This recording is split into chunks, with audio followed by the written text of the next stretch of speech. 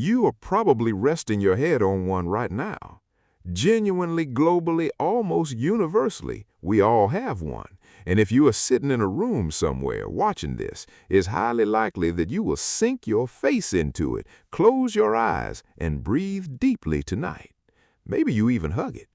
But here's something that nobody tells you. Under the right conditions, that pillow is making things worse. Not a little worse, potentially fatally worse. Burying your face in your pillow when you fall asleep doesn't just cushion your neck, it traps moisture. It feeds an invisible, microscopic colony, and that can kill you.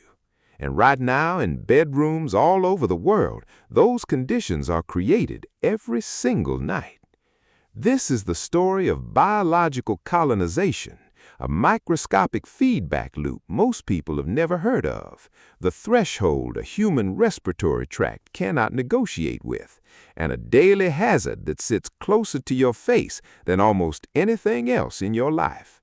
But to understand why, you first need to understand how your body is actually doing when it's resting on the fabric.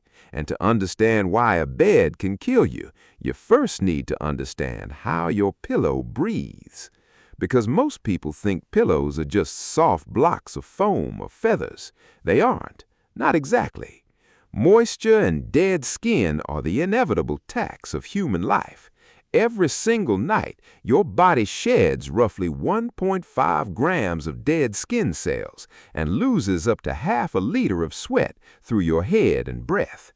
Under normal conditions, a pillow is designed to passively dissipate this moisture.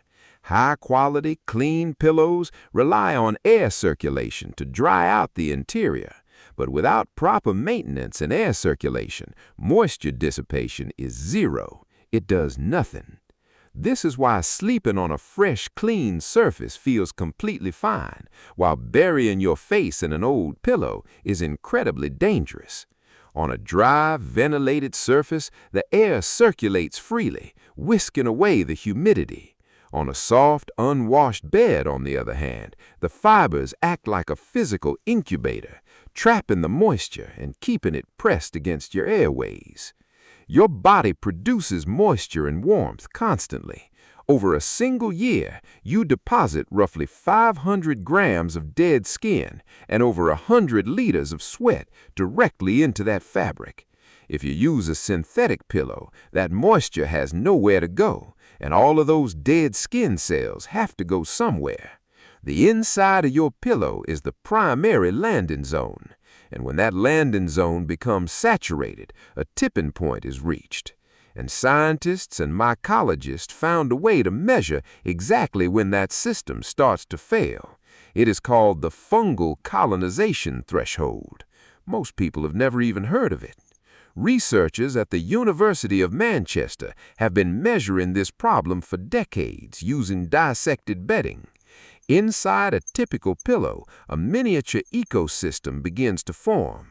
When things are brand new, the environment is stable and predictable. The pillow functions normally. On a clean, new cover, the fungal count remains at 0. Under a used cover, that gap closes. The internal moisture and skin buildup creeps toward a critical threshold.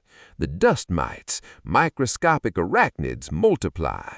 They eat your dead skin, but they don't just eat, they excrete.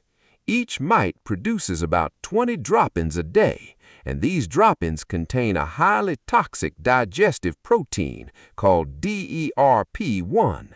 At the same time, microscopic fungal spores, specifically Aspergillus fumigatus, enter the pillow from the air. The fungi eat the dust mite feces. The dust mites eat the fungi. It becomes a self-sustaining biological feedback loop.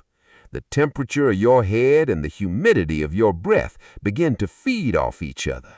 And this number, the biological load of your pillow, is arguably one of the most important health metrics that most people have never even considered, because it doesn't just tell you how dirty the pillow is, it tells you how close the chemistry inside is to triggering a severe, potentially fatal respiratory reaction. And there is a specific threshold beyond which your body's immune system simply cannot cope. So what is that number, and what does it actually mean for your lungs? 10 to 30%. That is the threshold. Above it, the biology stops working in your favor.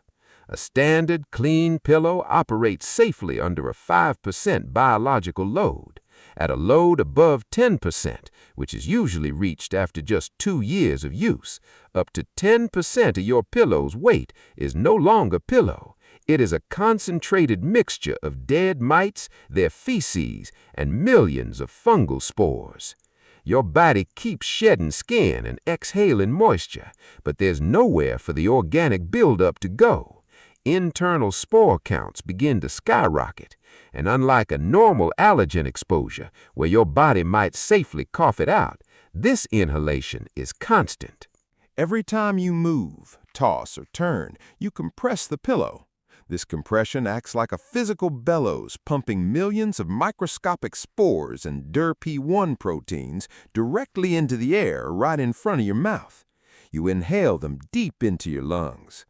The biological buildup triggers more immune reactions, which compromise your airways, which triggers even faster reactions: severe bronchospasm, asthma attacks, tissue degradation, and eventually a devastating infection.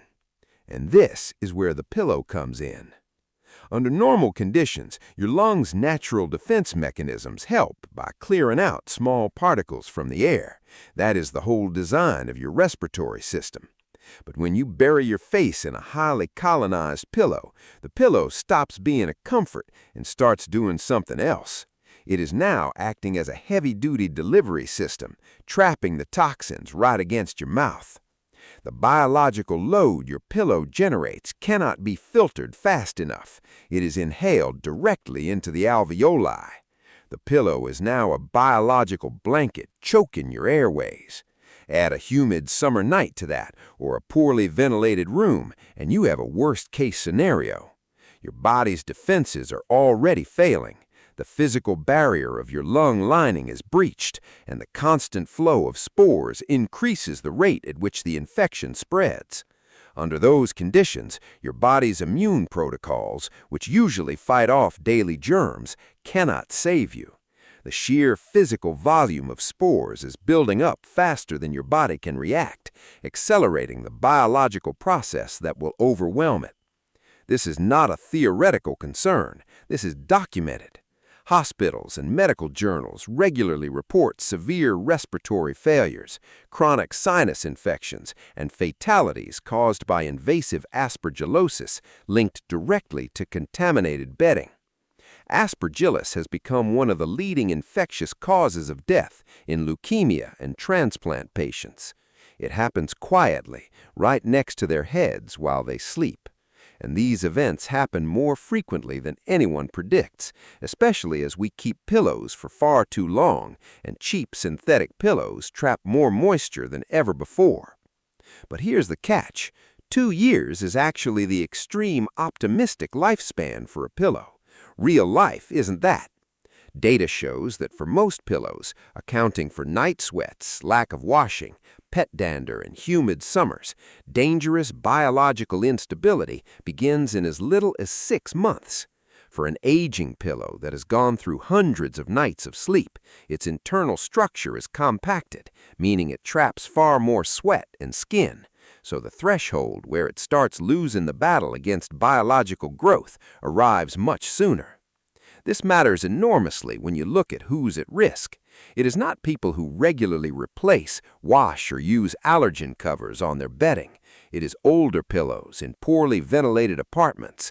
It is teenagers' rooms, college dorms, and bedrooms where pillows are left unwashed for years, which is exactly how chronic respiratory issues are quietly ignited every single year. So, back to the bed. The reason that a pillow can kill you isn't because pillows are inherently dangerous. It's because the conditions in which our respiratory systems stop working and start failing are conditions we create in our beds every single night. conditions that are completely normal to us, and conditions that most people have no framework for understanding, because almost nobody talks about passive biological accumulation. We talk about comfort, we talk about memory foam, we talk about thread count, but the actual physical limit, the biological environment that tells you whether your airway can safely breathe, rarely makes the news. 10% biological load, that's the wall. Below it, your immune system can cope. Above it, no amount of soft fabric, no high thread count, nothing changes the outcome. The biology has closed the door. And the honest and uncomfortable truth is this: many of us are inviting that danger right into our beds, inches from our faces, every single night, with no way to stop a deep respiratory reaction once it begins. Next time you go to bed and you reach to fluff that old pillow, now you know what it can and cannot do, and why sometimes the most comfortable place to rest your head is the one place that makes it deadly.